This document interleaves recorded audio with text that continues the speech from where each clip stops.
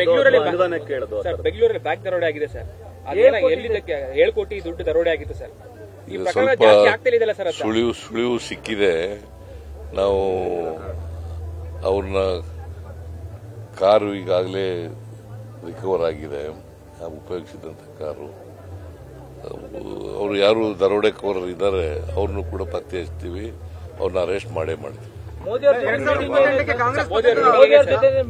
ದೆಹಲಿಗೆ ಹೋಗಿದ್ರಿ, ಮೋದಿ ಅವರೆಲ್ಲ ಭೇಟಿ ಆಗಿದ್ರಿ ಸರ್, ಏನಾಯ್ತು ಅದೆಲ್ಲ?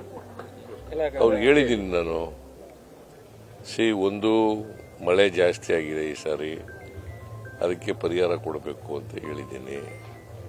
ಎರಡನೇದು ಕಬ್ಬು ಬೆಳೆಗಾರರ ಸಮಸ್ಯೆ ಇದೆ. ಕಬ್ಬು ಬೆಲೆ ನೀವು 10.5 ಇಳುವರಿಗೆ 3,550 ಕೋಟಿ ಇನ್ಕ್ಲೂಡಿಂಗ್ H&T ಅಂದರೆ ಹಾರ್ವೆಸ್ಟಿಂಗ್ ಅಂಡ್ ಟ್ರಾನ್ಸ್ಪೋರ್ಟ್ ಕಾಸ್ಟ್ ಸೇರಿ. ಸೊ ನಾನು ರೈತರ ಚಳವಳಿ ಮಾಡ್ತಾ ಇದ್ರು, ರೈತರ ಜೊತೆ ಮಾತಾಡಿ, ಶುಗರ್ ಫ್ಯಾಕ್ಟರಿ ಜೊತೆ ಮಾತಾಡಿ ಒಂದು ಮೀಟಿಂಗ್ ಮಾಡಿ ತೀರ್ಮಾನ ಮಾಡಿದ್ದೀನಿ. Without harvesting charge and transport cost ಅದು ಬಿಟ್ಟು ಒಂದು ಟನ್ನಿಗೆ ಅಂದರೆ 11.25 ಇಳುವರಿ ಇರತಕ್ಕಂಥ ಕಬ್ಬಿಗೆ 3,300 ರೂಪಾಯಿ ಕೊಡಬೇಕು ಅಂತ ತೀರ್ಮಾನ ಮಾಡಿದ್ದೀನಿ. ಅದಕ್ಕೆ ರೈತರು ಒಪ್ಕೊಂಡಿದ್ದಾರೆ, ಶುಗರ್ ಫ್ಯಾಕ್ಟರಿಯವರು ಕೂಡ ಒಪ್ಕೊಂಡಿದ್ದಾರೆ.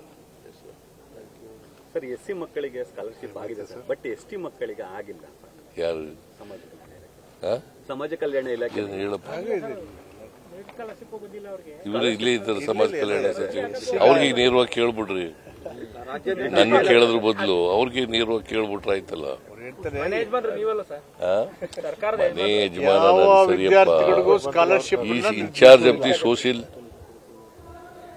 ಯಾವ ವಿದ್ಯಾರ್ಥಿಗಳಿಗೂ ಸ್ಕಾಲರ್ಶಿಪ್ 2028 ಚುನಾವಣೆ ನಿಮ್ಮ ನೇತೃತ್ವದಲ್ಲಿ, 2028ಕ್ಕೆ ಚುನಾವಣೆ ನಿಮ್ಮ ನೇತೃತ್ವದಲ್ಲಿ ಆಗುತ್ತದೆ. ಅದು ನೋಡೋಣ, ಚುನಾವಣೆ ಬರಲಿ. ಬಜೆಟ್ ಬಗ್ಗೆ ಮಾತಾಡಿದ್ರೆ ಸರ್, ಇಲ್ಲಿ ಎಷ್ಟು ಬಜೆಟ್ ಬಿಡಿಸುವಂತ ಈಗಾಗಲೇ ದಾಖಲೆಗಳು ಬಜೆಟ್ ಬಗ್ಗೆ ಮಾತಾಡಿದ್ರೆ ಸರ್, ನಿನ್ನೆ ನೆಕ್ಸ್ಟ್ ಬಜೆಟ್ ನಾನೇ ದಾಖಲೆ ಬಜೆಟ್ ಇನ್ನು ಎಷ್ಟು ಬಜೆಟ್ ಬಿಡಿಸುವಂತಹ ಇದಿದೆ ಸರ್ ನಿಮಗೆ? ಜನ ಎಲ್ಲಿವರೆಗೆ ಅಪೇಕ್ಷೆ ಪಡ್ತಾರೆ ಅಲ್ಲಿವರೆಗೂ ಮಂಡಿಸ್ತಾರೆ. Thank you sir.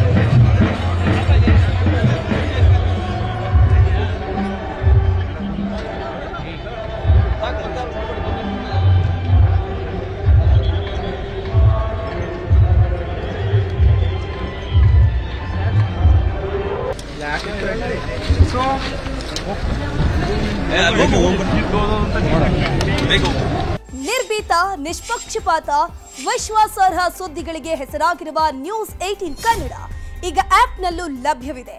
ದಯವಿಟ್ಟು ಇಲ್ಲಿರುವ QR ಕೋಡ್ನ ಸ್ಕ್ಯಾನ್ ಮಾಡಿಕೊಂಡು ಆಪ್ ಡೌನ್ಲೋಡ್ ಮಾಡೋದಕ್ಕೆ ಮರಿಬೇಡಿ. ನಿಮ್ಮ ಬೆಂಬಲ ಹೀಗೆ ಸದಾ ನಮ್ಮೊಂದಿಗಿರಲಿ. ಧನ್ಯವಾದ.